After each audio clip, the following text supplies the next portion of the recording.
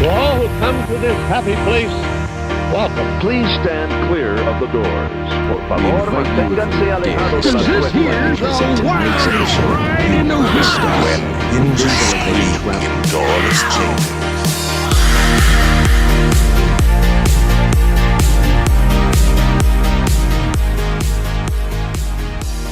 So today on Miles from Main Street, we are talking about locals versus faraway fans. We've been kind of laboring on what exactly we were going to call Disney enthusiasts who don't live close to the parks, and we kind of landed on faraway fans. So that's the terminology that we're going to be using tonight. But it's kind of a complex thing to talk about, and it's something that I only just recently started to really ponder how locals experience the parks and how faraway fans, Disney enthusiasts that don't get to be at the parks all the time, experience the parks. So we're going to talk about that. We've got a couple different things to talk about. But yeah, it's a complex thing to kind of wrap your head around and think about. So we're gonna give it a try. So when we say faraway fans, we're talking about ourselves, right? So faraway fans are, us crazy people that enjoy Disney but just can't get there as often as we'd like. So it's going to be fun. Looking at this is one of those things where you would hear people, I don't know, like a Lou Mangello or some of these other people that are able to be there more often, and you tell them like, oh yeah, slow down and stop and smell the roses. Or you'd hear these people talk about sitting on a bench and just people watching for an hour. And I just sit there and go, how? I don't have time for that because I'm doing things a lot quicker, I guess.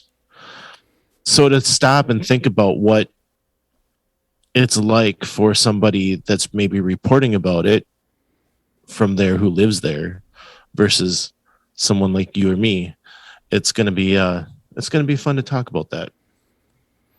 Yeah, and I think that's a good point. That's probably one of the first things that we can talk about is just the ability for these locals to attack the park in a completely different way than us faraway fans do.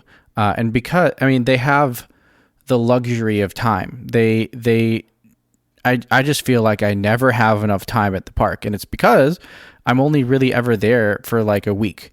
And recently I've only been doing like one park a day. So I've got one day to fit in as much as I possibly can at this place that I just want to be at forever. So that's real difficult. And if you know the parks and if you know Disney, there's just so much to do. And that's why, Disney's genius.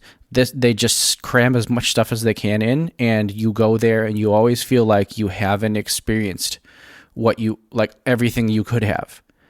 So you end up coming back, and this is how they get lifelong fans, is because it never really feels like you've done everything. It never really feels like you've even done enough for how long you've been there. And so that's kind of why we end up running through the parks trying to do as much as we can because we just love it all.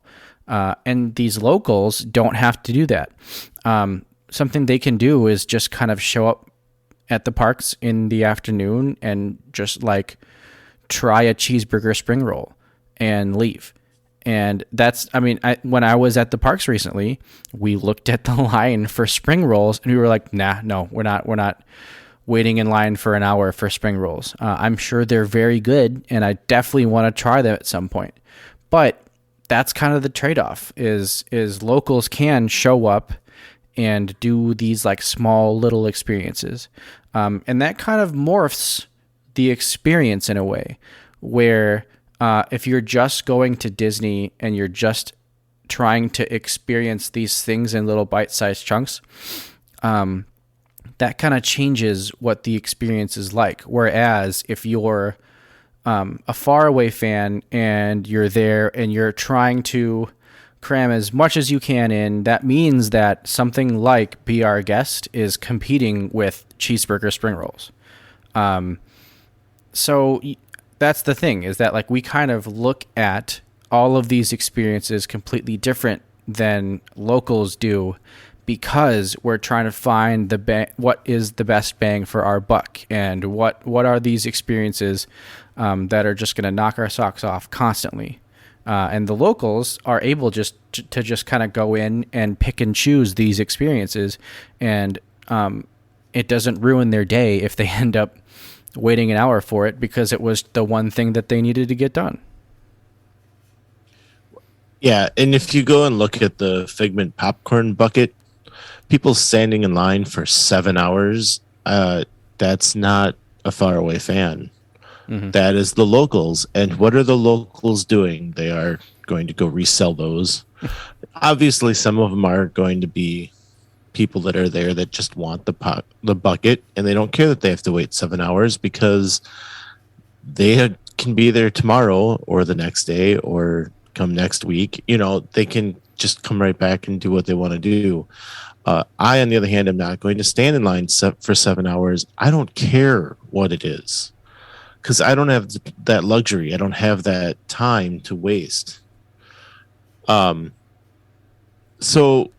the first thing we wanted to talk about, I guess, is how you approach dining. Mikhailo, how do you do that? Yeah. So for me, and the past couple trips have been very much dining centric. So it's been kind of like, what are the bucket list things that I've been wanting to do, and what are the most amazing experiences, and also things that I've heard that are very good that I want to experience. Because it, especially with dining, it's kind of hard to hit everything, like all of the fancy things and all of the things that people are telling you to go to, because there's so much. So you kind of have to pick and choose.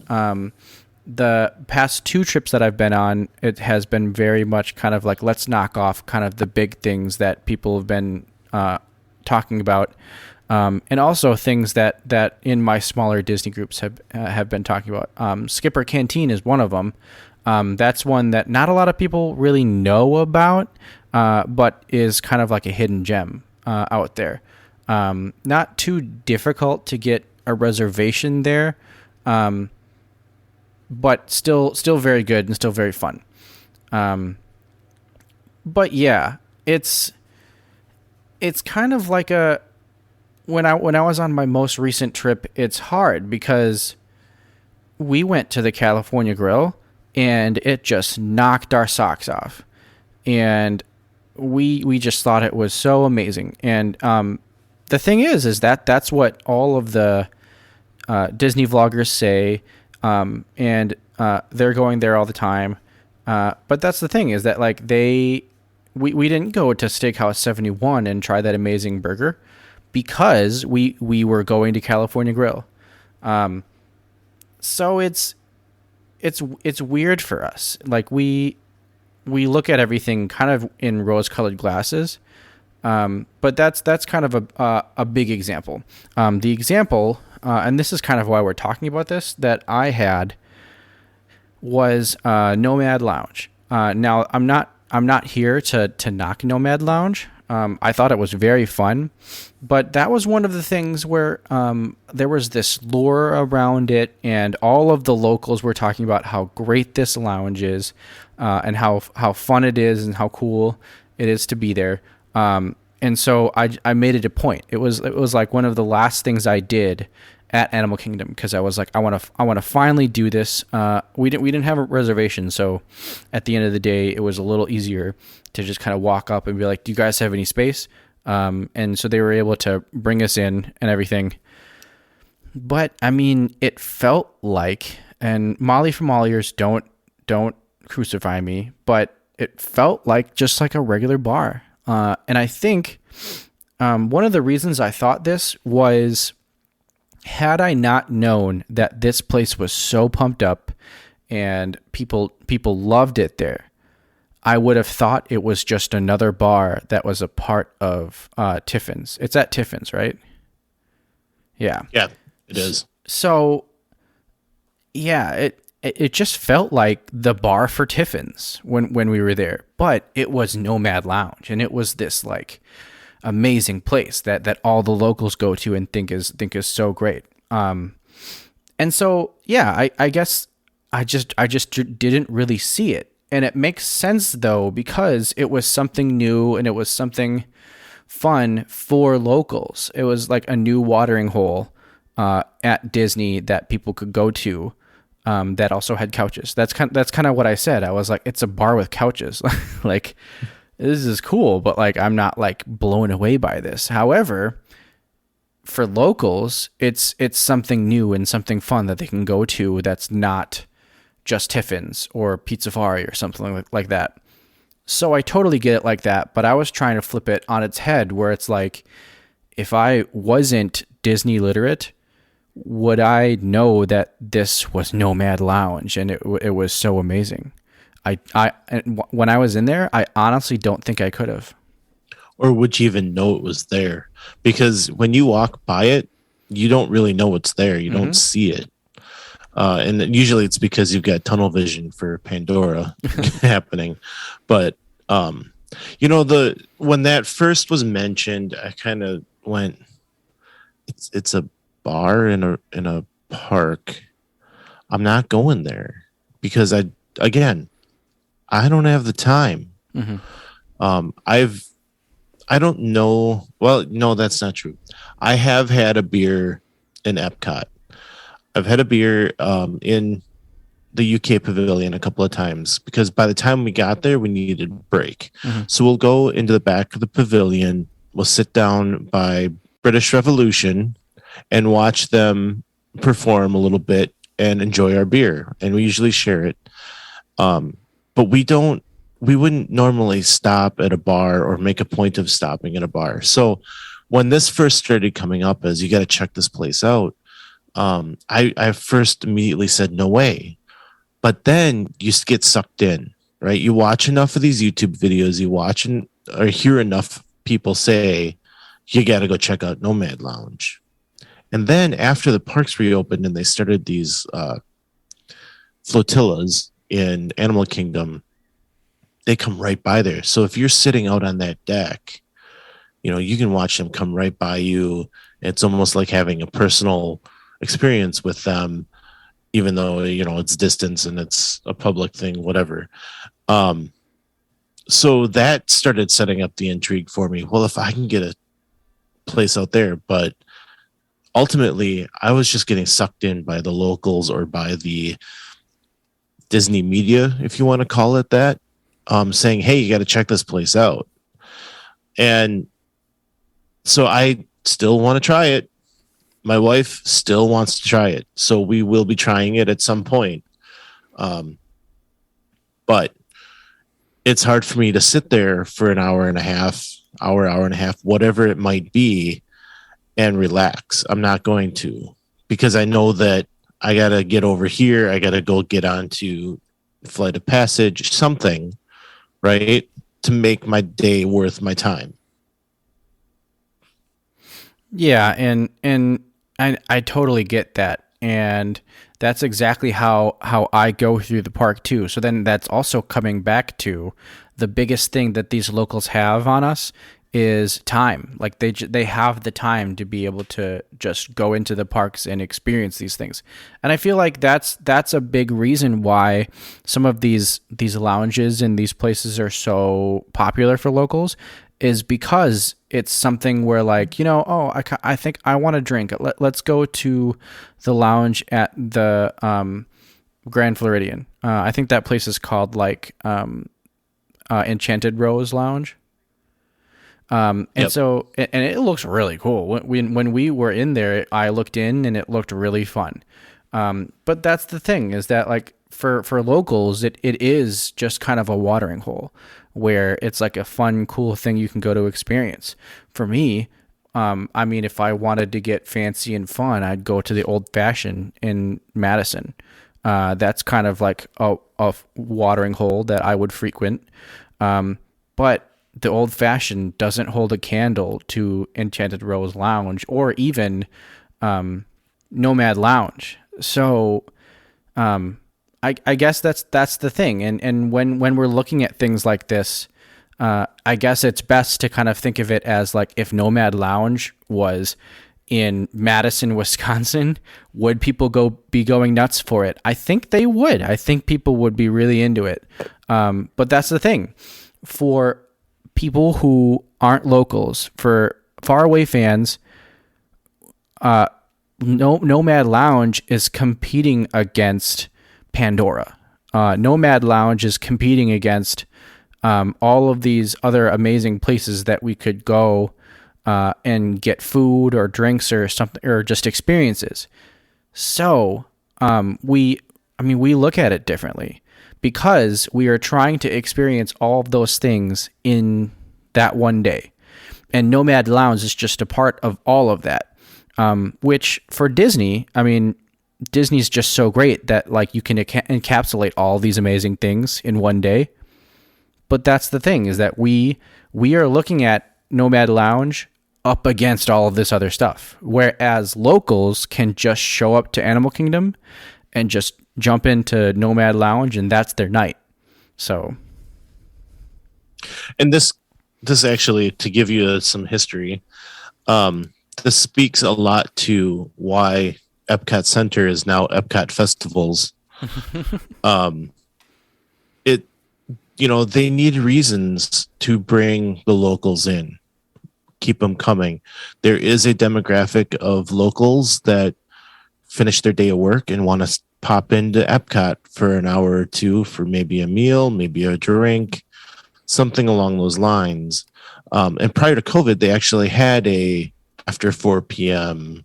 season pass or annual pass where you could just go into Epcot after 4 o'clock.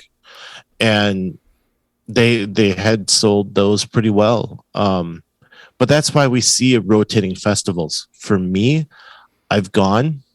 I have made a point to do the festivals. I will sit here on many podcasts and I will tell you how great they are. But there are times that I sit there and I go, what is a festival? It's some food booths. So they're just selling me more food. Now, I really want to get down there for Festival of the Arts. This one looks completely different than Flower and Garden or Food and Wine, or as some people say, Food and Garden and Flower and Wine, because they're pretty much the same. And the first time I got down there for Food and Wine, I tend to be a little bit into cooking. I think of myself as a decent cook, not chef. I'm not going to use that word, but they had some things along with Food and Wine where you could learn from a chef. I didn't have time for that. There's just no time for that, and the other part is you've got family members that are with you. So you can't go and be like, oh, we're going to go spend 2 hours learning how to cook this dish. You just can't do that. So back to that history piece. This is why there's festivals at Epcot, because there are people that they need to keep bringing in and you need to keep them interested. Somebody that lives there can easily say, oh, look, they're having so-and-so come create whatever, I need to go learn that. And those people are going to do that. And they're going to buy some drinks and they're going to buy a t-shirt, and then, Disney's made their money. So it's something that I want to be able to experience. I want that. I want to be able to be there enough that I can walk out one day because I'm just tired, and not be mad that I might be wasting a half a day of a ticket. The festivals, I think they're great. They can have a lot of great things encapsulated into them, but I don't know that they're great for the faraway fan. At least for the faraway fan that is doing a whole day of Epcot and trying to integrate it as part of their day. I have told many people and I've seen them do it, make it a date night to do the festival and grab some of the food and make it a date night, walking around and just focus on that. Now that's an extra day that you're spending, right? Or at least spending the money for a ticket and going for an evening, something like that, you know? So that can make it as a pricey date night. but you know, I think that is the way that the festivals need to be enjoyed. Now, Festival of the Arts, because it's arts, has a lot more going on. It has a lot more to see with the vendors. I recently, and if you guys have not seen this, I'll try to put this picture out in our community group. There is a picture of Mirabelle. I keep saying her name wrong. There's a picture of Mirabelle from Encanto. It's a 3D chalk drawing. And the first time I saw it pop up, it took me forever to get my eyes to realize that it was a 3D chalk drawing. I thought it was like something that they had built into the sidewalk or, you know, something along those lines. It took me a while to figure it out. It's amazing. That's the type of stuff that I'm going to stop. I can take a look at it, enjoy it, and move on. Right.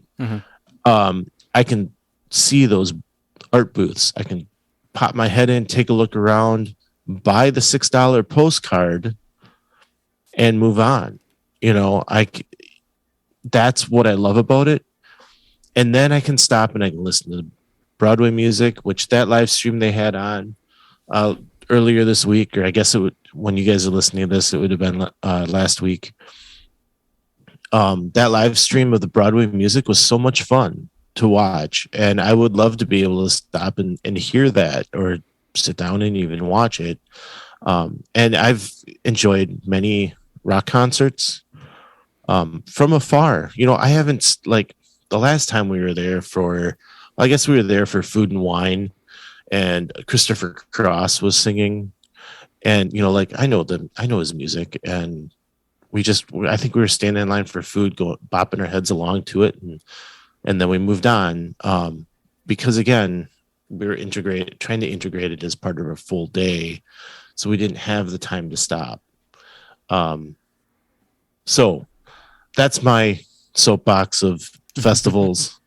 I will tell you they are awesome and you need to do them. But as a faraway fan, it's difficult. It is really difficult. And I'm just gonna say shout out to my buddy Jason, who was playing drums for that live stream, the Broadway live stream. I saw it on his Facebook, and I was just kind of scrolling, and I was like, "Oh yeah, that's tonight." And I was able to tune in and see him drumming on a couple songs. So good job, Jason. You did really well. He always does well. He's such a good drummer. I remember one time when he was playing with the Lumberjacks in Canada. What were they called again? It was that was such a good band. Wasn't it something with a kilt? Yeah. They all wore kilts. Off Kilter. Off Kilter. Yes. He subbed for Off Kilter one time. And I saw him just completely nail the Neil Peart drum fill solo in one of the Rush songs. He just like nailed it, played it perfectly. It was so good. So he's really good. So shout out to my buddy Jason. But yeah, another thing I kind of wanted to talk about that locals can do that faraway fans cannot is buy merchandise. This was something that I got a little frustrated with when I was in Disney, and I was there with my girlfriend who loves to buy stuff. Of course she does. And she loves to look at the new merchandise that's dropping at Disney. And we had a couple of things in mind that we wanted to see if they still had. And it was for the most part, we were there when some stuff dropped, and so we were lucky enough to be able to get that stuff. And that was pretty easy. Like, we were there the day that it dropped, and it wasn't too popular, but we were able to get it like right away.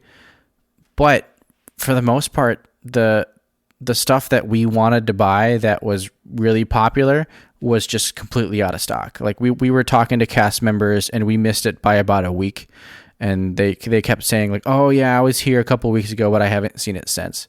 And that's frustrating. And that's the thing, is that if you're a local and you know something is dropping, you can be there within the next like 2 or 3 days and most likely get the thing that you want. The Figment popcorn bucket, that might have been like a they had that for a couple days. So yeah, you could have ironed out some day to go there within like the 3 or 4 days that they had them in stock, and wait in a 6-hour line and get your Figment popcorn bucket. But that's the thing. If I'm going to Epcot, I'm not standing in a line for 6 hours to get the Figment popcorn bucket. It's a really awesome popcorn bucket. We ended up getting one off of eBay, which I'm not happy about, but I'm also happy that we got one. But I'm just I can't wait 6 hours to get a popcorn bucket.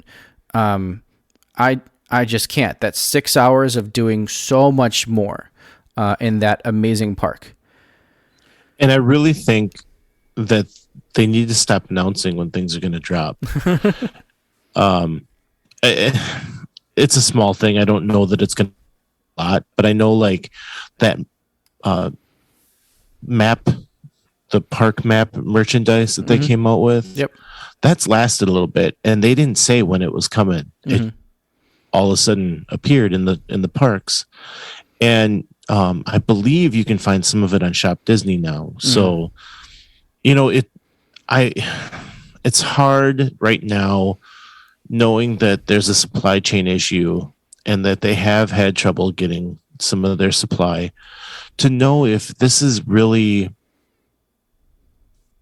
is it a reseller problem, or is it just part of the issue that we're having right now as a country, as a world? I am going to go ahead and say, I know my stance on this, and I completely think that it's a reseller issue, based on the fact that there is an eBay store out there that I bought Kristen, my girlfriend, some iridescent ears, because that's something that we couldn't find in the park that we really wanted to buy at the park. And I found this eBay store and I found a pair of ears. They weren't too terribly overpriced for what they were. But I looked and she had sold 61 of them.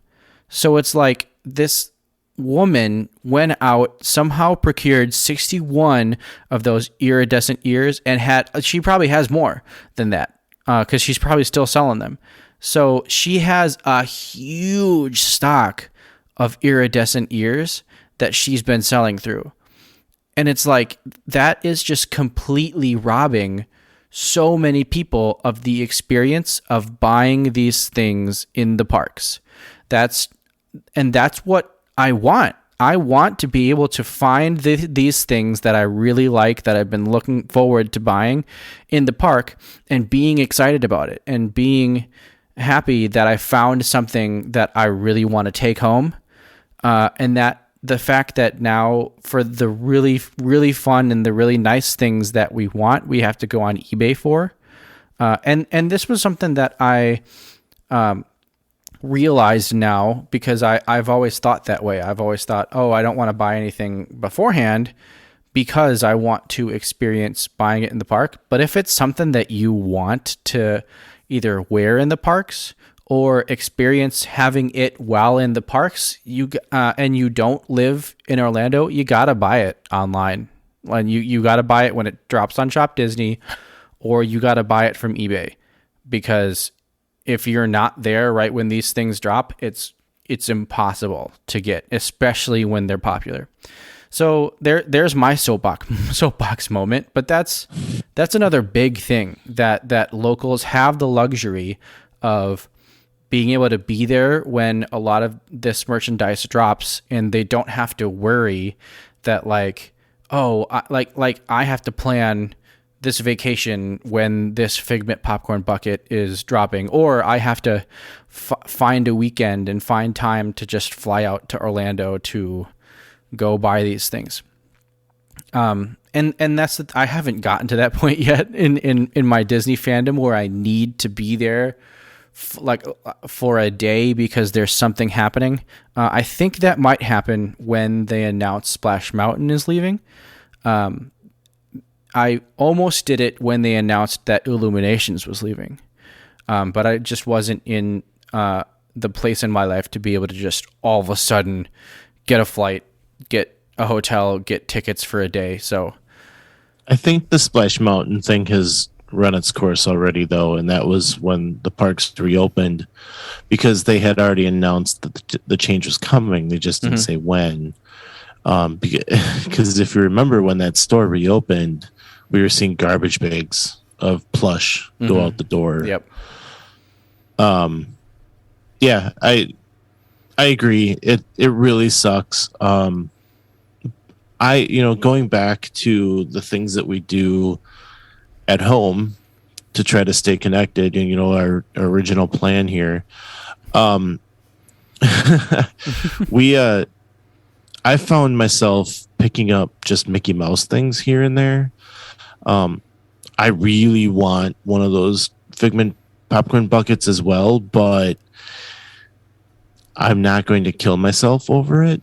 And I'm not going to, I don't know. I don't want to feed the resellers. So I'm not going to go buy one on eBay or anything. And that's no slight on you. That's fine. You did it, whatever. So it's, just, I'm finding other ways. I'm finding other things. My brother-in-law's out looking at garage sales and, on Facebook Marketplace all the time, and he's buying up these collections of things, and he gives me all these little Mickey things here and there that he's finding, and I love that. I think it's great. That's how I'm continuing my collection. I'd rather be getting new stuff from the parks, and I do pick things up here and there, but I'm finding other ways for those things that I need to have. And I think that's maybe what Disney is worried about, is that we're going to find somewhere else to buy our stuff. Mm-hmm. Yeah, I agree. But I mean, and I've said it before, like I want to buy, Disney can take my money. They're already doing it. I'm going to sign up for DVC any day now. They're going to take all my money. I'm going to have all my vacations planned for 50 years and they can take my money. And that's the thing, is that I enjoy Disney as a company and I enjoy the amazing things that they do. So I'd love to throw my money at Disney and buy these things at Disney, but I can't because of a lot of these resellers. And I know that they are taking steps to kind of combat that.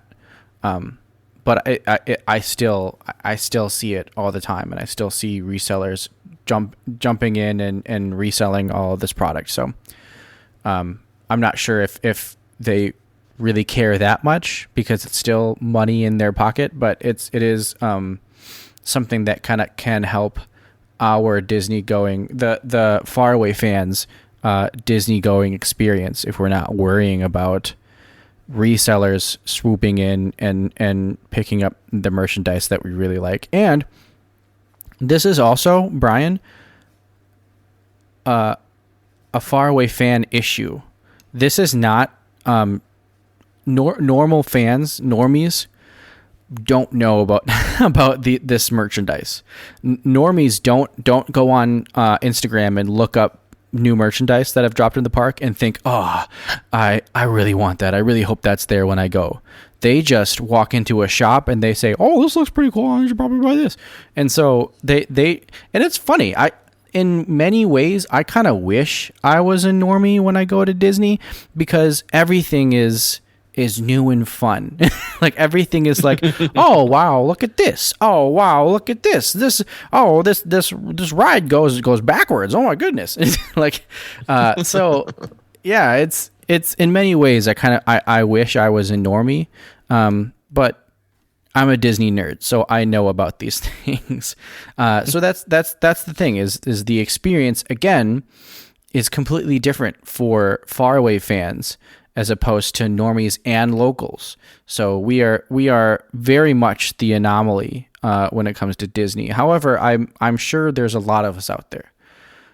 Anyways, the last thing that we have to talk about, and this one kind of seems a little obvious, but transportation. Transportation in the parks is completely different for very obvious reasons when you're a local as opposed to when you're a faraway fan. And I think I've only ridden the tram like once, and that was because I ended up driving to the park. And so that was one thing where when they finally brought trams back and like all the locals were just losing their minds because like, oh my God, we don't have to walk from the parking lot anymore. And I'm over here like, I took a bus to the front of the park. I don't know what's so great about this, but that's the thing is that we just don't experience that way. And another point to that too is a lot of times locals know exactly how transportation ebbs and flows. Because, Brian, I'm sure you and I both know that transportation is never super consistent at Disney.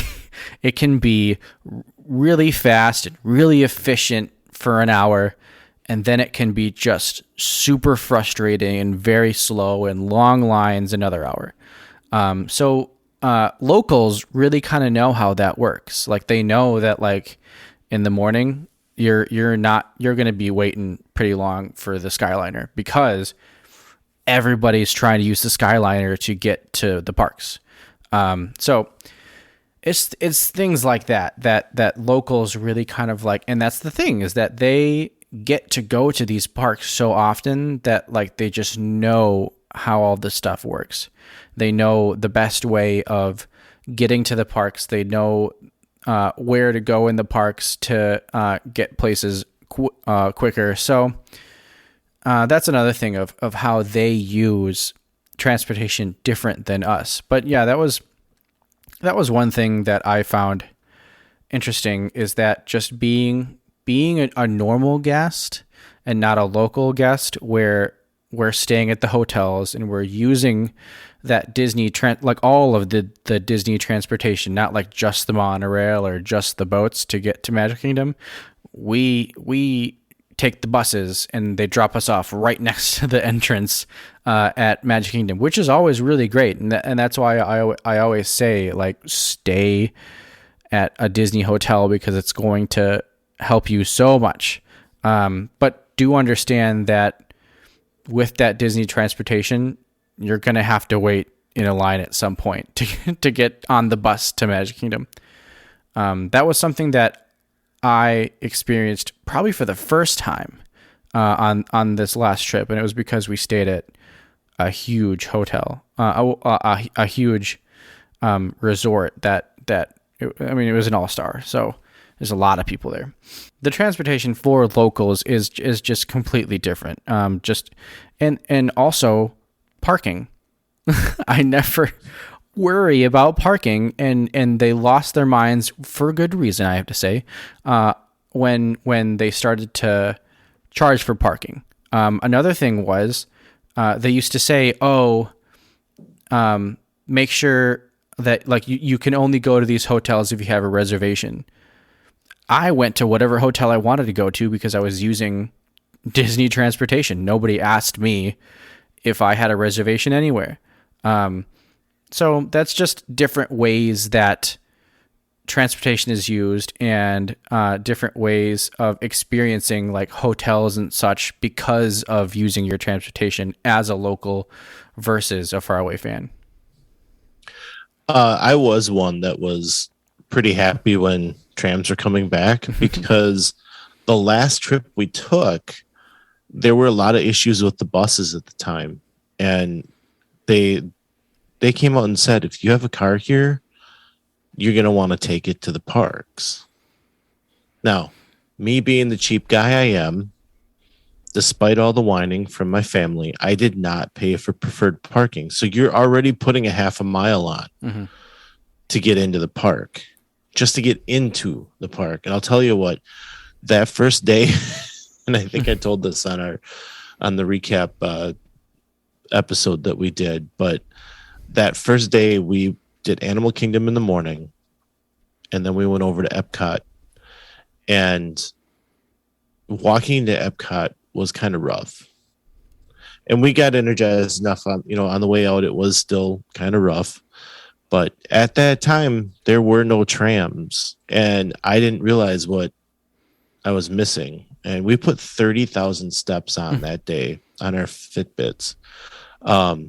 And I know, like, people always tell you, you'll put 20 to 25,000 on. I was kind of surprised that we hit 30. So I understand the trams thing. And despite that crazy day, I did not pay for preferred the rest of the week. Now, I will tell you that if you do find yourself trying to rope drop and you want to be up at the front, first of all, get there a little earlier than you think you need to be there. Second of all, pay for the preferred parking, because that puts you up closer to the door and gets you in front of all those people walking like me that didn't want to pay for the preferred parking. So that extra $25 may help you get that Rise of the Resistance walk on that you're dreaming of. Again, something locals don't worry about, right? So, I was excited that the trams are coming back because I had experienced it and I can see the pain. But again, as you said, I'm getting on the bus. I'm getting on the monorail. I'm figuring out the ways to go to get there. And when they want me to transfer, I'm not going to Disney Springs to transfer. I'm going to the closest spot to transfer, right? Since you can't go resort to resort, you have to transfer in between. So anyway, yeah, I think that the transportation is also underrated by many people because of how the locals might speak of it or show it. The transportation there is, well, first of all, it's the largest fleet of buses in the nation, quite possibly the world. Because of how many people they're trying to move around that place, and the buses, as you have said, get you much closer. And if you're staying at a nicer, or I shouldn't say nicer, but a more expensive place, you're not going to have as many people trying to jump on those buses. So you're gonna have better luck using them for the most part. The monorail is my favorite thing to get on, and we'll try to ride it as much as possible when we're there. So the unique versions of transportation, I don't think locals are using that very often. Anytime I watch Tim Tracker, he's walking in from the parking lot and he's jumping out a boat. Here's the thing. I've never been on a ferry boat from the TTC. All the time. All these videos I'm watching, all these people are coming in from the TTC. They're parking. They're walking up. Now they might be able to get a tram to get up there. And they're discussing, do I take the monorail? Do I take the ferry boat? Or do I grab a bus? Maybe there's going to be a bus running in that particular morning. And I've never had that decision to make. I've never had that problem because I'm just taking a bus and they take you right up to the gate. I haven't been through the TTC. I have. I've been to the TTC because I've had to transfer monorails to get over to Epcot.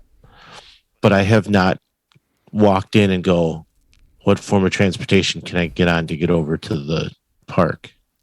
So, it's an interesting dynamic that we will sit there and we will watch these videos, and they will contemplate different ways of getting through the TTC. And more likely than not, you don't need to worry about it. You can do a bus, get right up to the entrance to Magic Kingdom, and you're in. And those buses are getting you closer at every other park as well. And one thing I've never done, which I do want to do eventually, is stay at either like the Contemporary or one of the Magic Kingdom resort area hotels, and be able to just like roll out of bed, jump on the monorail, and get over to Magic Kingdom. That sounds like the easiest thing to do. You can even walk from the Contemporary over to Magic Kingdom. I did it at one point when we took a bus to Magic Kingdom to get over to the Contemporary. It's not that long of a walk. Brian, I'm sure you know it very well, but that's even something I've never done, and most likely a lot of faraway guests do that.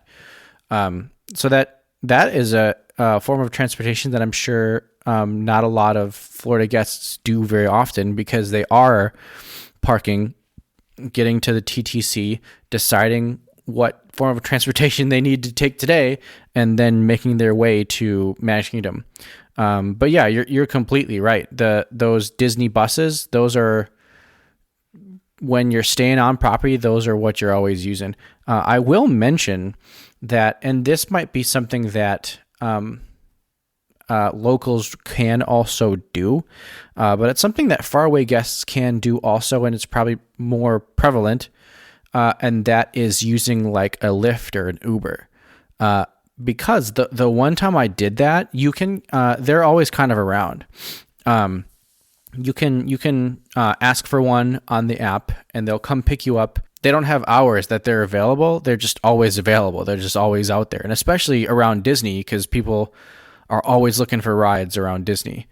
And so one thing I did when I stayed off property, which I haven't utilized yet, staying on property, but I think I may at some point, like if I just really know I need to get to a park early, and I don't want to deal with crowds. Maybe on my next trip I might try this, but you can call for a Lyft, and the Lyft will literally, like, except for Magic Kingdom. Magic Kingdom, they can't they drop you at the TTC.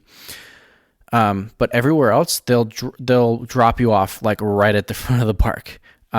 Which is very cool, and definitely helps. The one time that I did that, I was one of the first like 10 cars in line to get into the parking lot, and the Lyft just took us right to the front of the park. We were like the first people there. There were already people there waiting, so obviously people had done that already. But you have to take into account that these Disney buses start 45 minutes before the parks open. So that's another thing. Locals may be able to get in their car super early, drive out to Disney, and be one of those first 10 cars. Now they do have to park their car, and then get out of the car, and then walk up to the front of the park. So if you have a Lyft, they'll just take you to the front of the park and you'll get out. But that is another way of transportation that is kind of like a hack or something different that you can do as a faraway fan rather than a guest. But it's kind of the same thing where like they have that luxury of they can get to the parks as early as they possibly can because they have a car.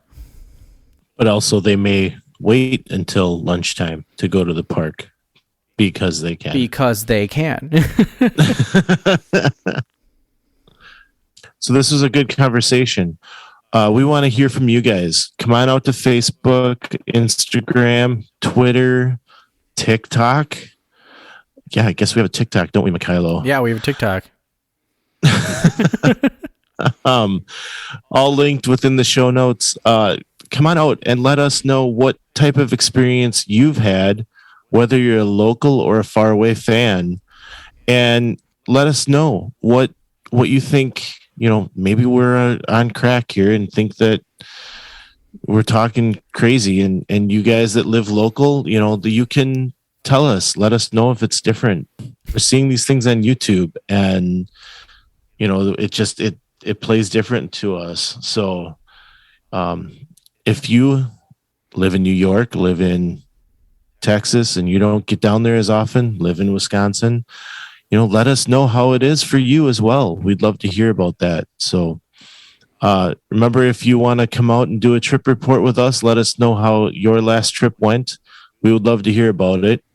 Give us an email at milesfrommainstreetpodcast@gmail.com, or reach out through any of the social media accounts that we have. We would love to hear from you. It'd be great.